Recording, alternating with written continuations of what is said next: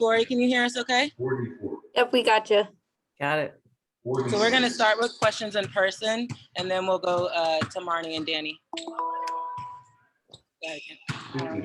Coach was saying, she gave some of you high minute players like 3 days off this week. Can you just talk personally about how much at this point in the season that was a benefit? Yeah. Oh my God.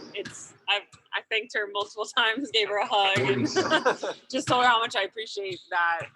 One, mentally, it's a really big deal too. So we've just been playing so many games, being around each other, so you get that little bit of like, I just don't want to see any of you today, and that's really important how much you need that mental space. And then obviously physically with all the bumps and bruises at this point in the year, and knowing, you're not going to get very many more breaks at this point. So it meant a lot. You just have to kind of, it's like that last big inhale before the next battle for this playoff push. And then obviously whatever happens after that. The way you play kind of initiating contact, maybe you more than most would benefit from that. Yeah. Getting away from that, right?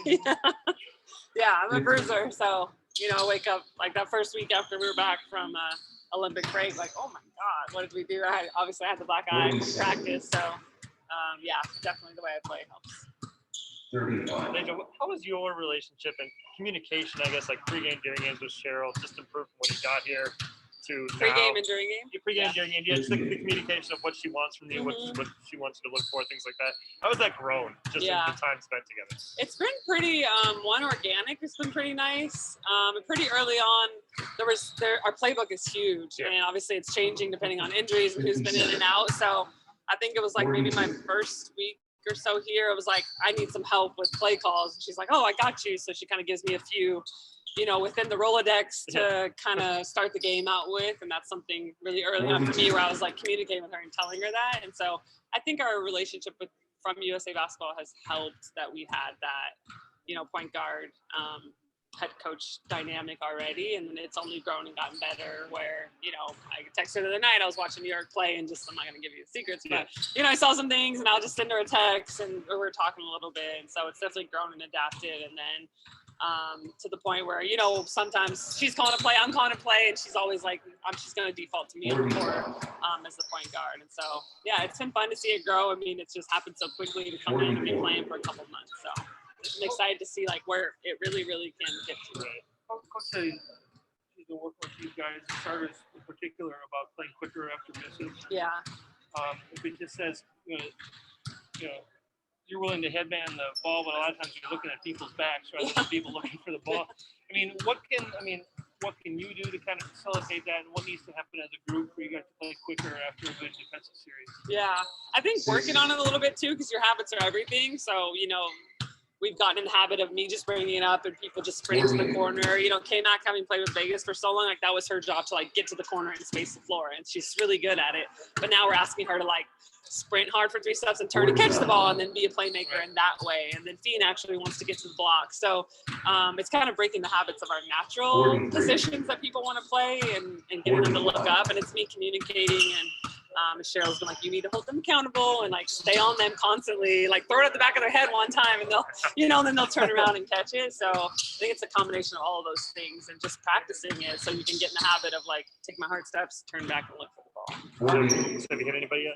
I haven't. Yeah, exactly. All right, we'll take a question here from Marnie really quickly. Leisha, as you guys hit the final couple of weeks, how do you sort of separate the big picture? We want a 1 or a 2 seed, or, whatever the goal is, versus we can't look ahead. We have to focus on tonight. Where's the balance as you get to the final couple weeks of the season? I think the balance is really just focusing in the moment. Yeah, I think you let yourself go there sometimes, checking the standings. It's just fun as a fan of this league and a player. I'm checking them, and then but ultimately just reminding yourself to stay in the moment. And we're in a good position where we're in the driver's seat. We don't have to necessarily hope for a bunch of people to lose games. We just need to worry about our games and win them, and things will, I think, really shake out the way they need to. So when you get caught in the clouds is where I think you get in a little bit of trouble. So it's what do we need to get better at? That transition stuff. What's the identity in our second group's offense? When people are packing the paint, are we shooting enough threes? All of those little things that we need to focus on ourselves first and foremost and keep getting better. And when you see New York on the schedule, does it raise any emotion in you to see New York? Definitely a lot, yeah. And you're not afraid to say that. No, no. What is the emotion? Too many to talk about right now, but there's definitely a lot of emotion there. Just as the first vice president of Players Association, Oh, as the first vice president of Players Association, I was wondering if you could speak about the partnership or the sponsorship that you guys landed last week with Parity, and maybe what is most exciting about that to you? with Parody? Yeah. Oh, I can't speak on that one right now, actually. So I've taken a little bit of a step back from some of the social justice side of things for some mental health. So I've been focusing a little bit more on the basketball side of it, but obviously a lot of good things are still happening. Danny, did you have a question? Yeah. Hey, Alicia. I was wondering if you could talk a bit about what you've seen from Crystal as a fellow point guard in these practices and just this season. What I've seen from Crystal? Yeah. I love Crystal. She's amazing. A really good point guard and player, and someone who has so much potential and is growing every single day. I see someone who's really adaptable. It's hard to play multiple roles in this league where you're starting at one point, then you're not, then maybe, Rachel's playing the point guard one day, then you're playing it and you're the one and the two. And so I see her resilience and her ability to be adaptable, which is really cool and something you really need at the point guard position. And I see the way she's really good scorer at that position and her trying to find the balance between scoring and passing.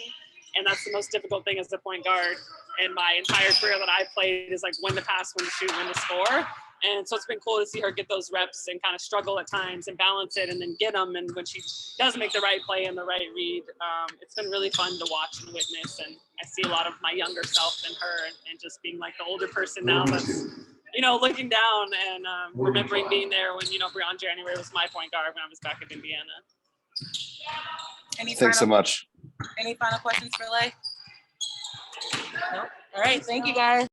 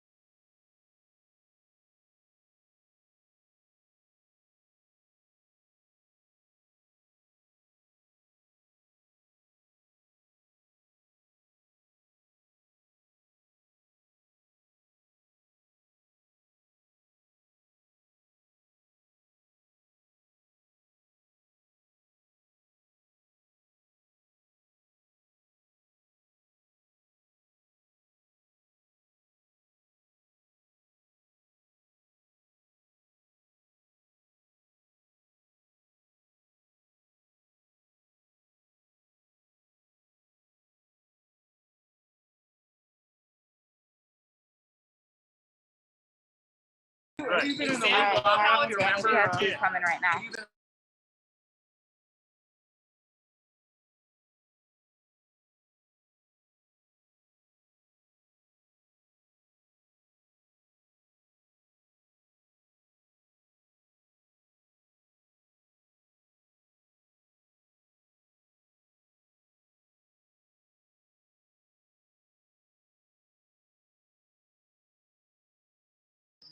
All right, we'll start with questions for Fee. Marnie, we're gonna start with you. Marnie, can you hear me? Okay. Yes, I'm here. Sorry, I didn't know you were coming to me first. Hi, Fee. It's a little bit strange in the schedule that you guys would all of a sudden have a week off right here. What has it been like, and what has the focus of the week been like? It's been great, especially, coming off of so many games in such a short amount of time, kind of getting that rest in the beginning, then hitting the ground running, getting ready for our next stint of games coming up. So really working on the things that we feel like we need to improve on. So like transition offense and defense, things like that, and then preparing for New York today. And as you hit the final couple weeks of the season, week and a half, 2 weeks, you know where you are position wise, you're looking at other scores or standings, you're looking at big picture, but you're also focusing on, next game, New York. What is the balance between sort of, we have a goal, we know where we want to be, but not getting lost in big picture? How do you sort of balance those two? I think, fortunately, like the big picture aligns with our short-term goals, especially because a lot of the standings are really close. So we have to focus on the next game in order to achieve our long-term goals, which is to, get as close to the top seeds as we can to secure a good playoff seed. So I think, our goals are aligned and we have that big goal and we can only achieve it by like going about our little goals. So taking one game at a time. She gave you high minute players 3 days, basically 3 days off. How beneficial was that for you? It was really beneficial. Sorry, it was really beneficial. It was a hard, Connecticut. Where were we? Connecticut here. All those games. Chicago. It felt like a bubble again kind of game. Tokyo. Day off. Tokyo. Yeah. So it felt really good to kind of.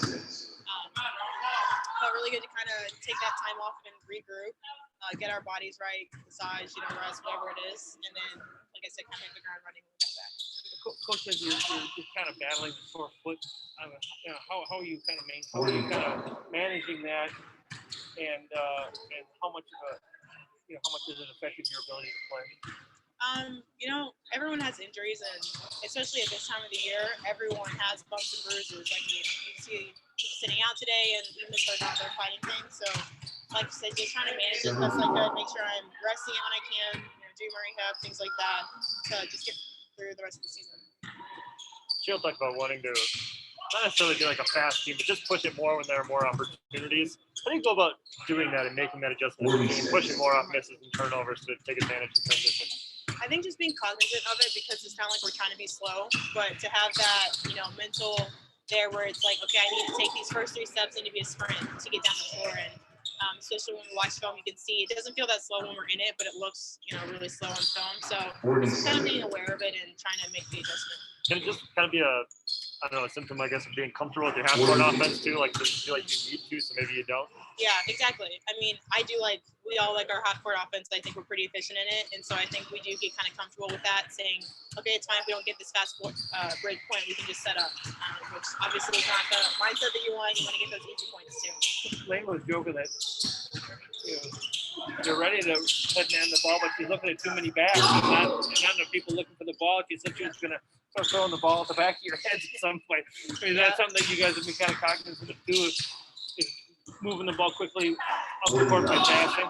Yeah, so we kind of have to put those two together, because we're either looking back but we're too slow, or we're sprinting and then not looking back. So kind of hopefully we can mesh those two together in our next game. And then offensively, Cheryl said after the first Connecticut game that a big part of kind of maintaining the balance offensively is kind of getting everybody the ball where they like to have it and putting everybody in positions where they're most comfortable to be successful. Do you think that having a week like this where you can mix and match lineups and get a bunch of different people together is just really helpful for kind of learning that? I think definitely, especially because, we're getting AP back in the mix. She hasn't had the opportunity to play with us a bunch this year. So learning where she likes to play, and then, different lineups, because, especially like I said, at this point of the year, you don't ever know what's going to happen with injuries or whatever. So you have to be able to be comfortable with everyone on the court. So, really trying to find out where people like to be and what's going to make them most successful when they're on the court. And then it seems like when things kind of stagnate and slow down offensively, it's because the ball stops moving, or kind of players without the ball stop moving. And it looked like in that Chicago game, you guys started back cutting more and kind of using the aggression of the defense against them. Like, how big of a focus is that then, whether it be in practice or just in games, to kind of prevent the offense from stagnating? That's a really big thing for us. It has been all year, and sometimes we get in walls where we are standing. And I'm sure there's nothing Cheryl hates more than that. She's expressed that before. We're our best when we're moving around, cutting, and that's what's hardest to guard. So we have to be able to do that on offense too. You hit that huge 3 the other night. You and Beatty, the only 3s either you hit, but they were probably the 2 biggest baskets of the game. Coach is saying that she's glad you're keeping shooting, even though they haven't always gone down. My question is, how much does your game change when you're hitting the 3 in terms of what you're able to do by the way the defense reacts? Yeah, I think it's no secret that I like to be in the lane, attacking or pushing up or whatever. And so being able to shoot the three allows me to do that because people have to guard me more on the 3-point line. So yeah, I'm not shooting great right now, but I'm going to continue to get out of this slump, I hope soon, so that I can get to the things that I really like doing. I mean, have you looked at film? Is it a mechanical thing? Is it just one of I those feel things you go fine. through, or? Yeah, I think, you go through slumps. I feel like this was just kind of a little longer than I would like for it to be, but mentally I feel fine. Mechanically, I think it feels fine, and Cheryl said it looks fine, so just got to keep shooting. What is it talks about AP and like the big weapon she's going to be for you guys as you head into the playoffs? What's the process been like of acclimating her back, and has this week helped with that too? Yeah, this week has helped a lot because we haven't had a chance to play with her. I mean, the first time we played with her for a long time was in a game, in the Chicago game. Right. So, it's hard to figure out what to do in that kind of situation. So it's been great, and she's been doing awesome things. We need attackers, and that's what she is. She's really aggressive. She gets to the paint. She just, she's like I don't know. She keeps pounding at it, and it's exactly what we need. So it's been great, kind of getting the results with it. Thank you. Thanks, Steve. Thank you. Appreciate it. Thanks. Marnie, good? Good morning. Good, Courtney, thank you. Hey, what's up? What's up? All right, thank you. See you Hey, tomorrow. I did get your email. I'm just verifying with Coach, and then I was going to email you, but it should be fine. Thanks, Mom. Yep, no problem. See you later.